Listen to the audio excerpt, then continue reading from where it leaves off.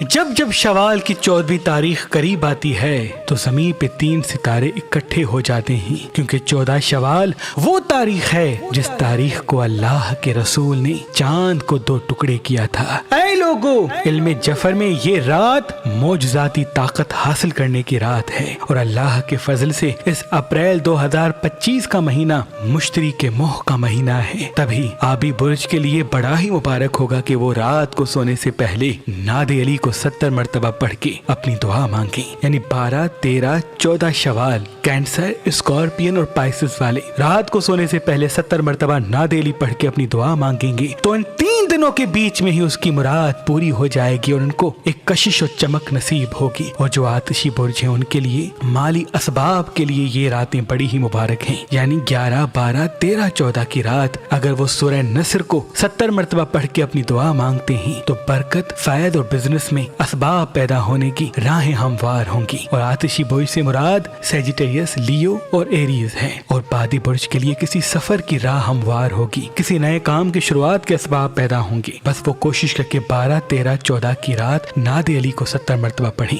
بادی برج سے مراد جیمنائی، لبرا اور ایکویریس ہے، اور خاکی برج والوں کے لیے کسی رشتے جڑنے کی راہیں ہموار ہوں گی، کسی نیک دوست یا مخلص دوست کے ملنے کے اسباب پیدا ہوں گے۔ اگر وہ کسی بھی مراد کے لیے 12، 13 اور 14 کی رات ناد علی کو 70 مرتبہ پڑھتے ہیں تو اللہ کے فضل سے کامیابی کی راہیں اور حاجتوں کی قبولیت ان کو نصیب ہوگی۔ خاکی برج سے مراد تورس، ورگو اور کیپریکون ہے، وہ پتھر جو انسان کے دماغ کو پوری کائنات سے جوڑتا ہے، جس کے اندر کن کے اوصاف شامل ہیں۔ وہ عظیم پتھر کالا اوپل ہے، کیونکہ اس کے اندر وہ اوصاف ہیں جو انسان کے دماغ کو پوری کائنات سے جوڑتے ہیں۔ جو انسان اس پتھر کو پہن کے صرف کچھ دیر کے لیے جس بھی چیز کو سوچ کے دعا مانگ کے گھر سے باہر نکلے گا تو پوری کائنات اس چیز کے لیے اسباب پیدا کرے گی۔ تبھی اس پتھر کو کائنات سے جوڑنے والا پتھر کہتے ہیں، انسان کو کامیابی حاصل کروانے والا پتھر کہتے ہیں۔ آج کل اور پرسوں اگر آپ مہربان ریسٹورنٹ سے یہ بلیک اوپل لیں گے تو اس کے ساتھ یہ اسم اعظم دم شدہ سلیمانی عقیق آپ کو فی سبیل اللہ گفٹ دیا جائے گا۔ یاد رہے یہ آفر صرف 3 دن کے لیے ہے۔